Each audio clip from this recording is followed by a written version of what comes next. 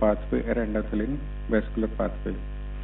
So prostacyclin and prostacyclin analogs are an agonist that causes vasodilation, and NO pathway then again causes nitrous oxide pathway that increase vasodilation. Endothelin receptor antagonist, because the endothelin increase, if there is increase in the endothelin, causes vasoconstriction. So endothelin receptor antagonist. While there is no cure for PH, current pharmacotherapy is in improved morbidity and mortality. Prostaglandins and prostanoids. In the PH, endothelial dysfunctions and platelet activation causes an imbalance of arachidonic acid metabolism. So prostacyclins were used to reduce the level of thromboxane A2 that is responsible for vasoconstriction. And in this prostacyclins, PGI2 activates cyclic adenosine monophosphate with cyclic AMP dependent pathway that mediate against vasodilation. Prostaglandin I2 also has anti-proliferative effects in the vascular smooth muscle cells and inhibit the platelet aggregations. So it's a two-way actions. It reduces anti-inflammatory at the site or anti-proliferative activities and vasodilation both. Protein levels of prostacyclin synthesis are decreased in the pulmonary arteries of patients with having so imbalance of mediators is addressed by the exogenous administration of prostanoids as therapy. Epoprostenol, that was the first prostanoids that was invented in the management of PAH. It delivers as a continuous intravenous infusion, so improves the survivability of PAH. So epoprostenol is a injectable form and used in continuous IV infusion. So an efficacy, if we see efficacy, the WHO FC class 3 and 4 PAH patients who demonstrated in the clinical trial have improved the survivability or quality of life, mean pulmonary arterial pressure, PVR, and 6-minute walk distance and mortality. All these improved. Treprostinil has a longer half-life than epoprostenol, and it allows a subcutaneous along with continuous IV infusion. So we can use treprostinil if we want to give an intermittent phases. So we can give in a subcutaneous rather than intravenous infusion. Recently developed inhaled prostaglandins like provide the beneficial effects, infused prostacyclins without inconvenience and side effects. There is a lot of side effects with using continuous IV infusion in the form of infections and reactions. So inhaled iloprost and treprostinil have been approved by the WHO for FC class 3 and 4. Selexipag, that is oral non-prostanoid diphenhydramycin derivatives that binds the prostaglandin IP receptors. That is not prostaglandins but binds with the receptors. That is analogs to the prostaglandins and permits us twice daily dosing, but it also in subcutaneous use of Selexipag. Phosphodiesterase 5 inhibitors like sildenafil that has again increased cyclic AMP, cyclic GMP that level activates cyclic GMP dependent signaling pathway and causing vasodilation and inhibition of platelet aggregation.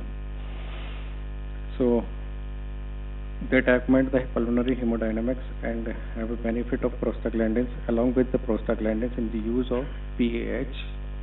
So independently sildenafil is not used in the PAH but along with prostaglandin or the other NO pathway or endothelin receptor inhibitors. Now endothelin receptor antagonist ERAs target ET1, potent endogenous vasoconstriction and vascular smooth muscle cells. Endothelin levels are increased in the cases of pulmonary hypertension in the form of increased PVR and mean pulmonary arterial pressure, and 6-minute walk test distance are decreased, and carbon monoxide level as cardiac output is decreased, and ERAs block the binding of ET1. There is two types of receptors, ET1 and ET2. In ET1 there is a ETA and a B. So ERAs block either ETA or the both. ETA receptor found in basically in the pulmonary vasculatures that causes vasoconstrictions. In the normal pulmonary vasculature, ETB receptor are found on endothelial cells and mediate ET1 clearance, that is responsible for the clearance of the ET1A. 3 ERAs are approved: bosentan, macitentan, and that is non-selective. And selective ETA receptor blocker is ambrisentan. So bosentan, that improves the hemodynamics and the capacity of exercise, and worsening is delayed because the overall life cycle of survival life of a PAH advanced stage of 3 or 4 is approximately 5 to 7 years. So by which the treatment in the right manner, in the right combination, we increase the survival of life more than 6 years, up to 10 to 15 years. So that is good. So randomized placebo control phase 3rd bosentan randomized trial control BRATH compare the bosentan or placebo. That improved, shows that the 6-minute walk test and the WHO classification have improved symptoms. But there is no trials that evaluate if there is a selective ET1 receptor is more beneficial than the non-selective. Then NO pathway. NO is derived from the endothelial cells, as you know, that activate cyclic GMP and generate in the vascular muscle, smooth muscle cells and platelets. That cyclic GMP is a second messenger that induced vasodilation and causes the relaxation of smooth muscle cells, and as well as it inhibits the platelet activation and aggregation. So in this NO pathway, there is a PDE5 inhibitors.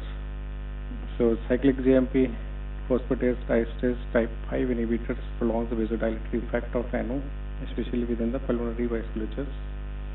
There are 2 types of PDE5 inhibitors used in the treatment, sildenafil and teladanofil. Both agents have improved hemodynamic and 6-minute walk distance. Riociguatate, that is recently introduced drugs that again have soluble cyclic GMP stimulator that acts synergistically along with NO, that is an endogenously generated NO. So this is also a beneficial. Research has significantly improved exercise capacity in the pulmonary hemodynamics. Recently, there is many trials that have suggested there is a combination therapy is more effective than the isolated or monotherapy. So there is an add-on therapy targeting a different pathway when there is an inadequate clinical response or the clinical deterioration with monotherapy. In the clinical practice, there is a starting off with the monotherapy. If there is a deterioration or there is a inadequate response, then you have to add, that is add-on therapy. But combination therapy has a number of hypothetical advantages, like multiple pathogenic pathways are identified as like a 3 pathway generally. So, and the PAH have again the neoplastic nature. So this approach have increased the benefit, and there is a complex approach that like HIV, cancer, heart failure, we use there is multiple therapies in a single stage. So that is also shows that the retrospective study from the French PAH network reported benefit of the triple combination therapy. So targeting all the 3 pathways. For this, they have reviewed with the bosentan, sildenafil, and intravenous epoprostenol therapy. Patients who have randomized combination of ambrisentan and teladanofil, ambrisentan monotherapy or teladanofil monotherapy. So we resulted out in the form of there is ambrisentan and teladanofil was associated with 50% lower risk of the clinical worsening. That shows that the isolated or monotherapy ambrisentan with or the teladanofil have lower efficacy rather than ambrisentan and teladanofil or sildenafil. So this shows there is a combination therapy is more effective for PAH.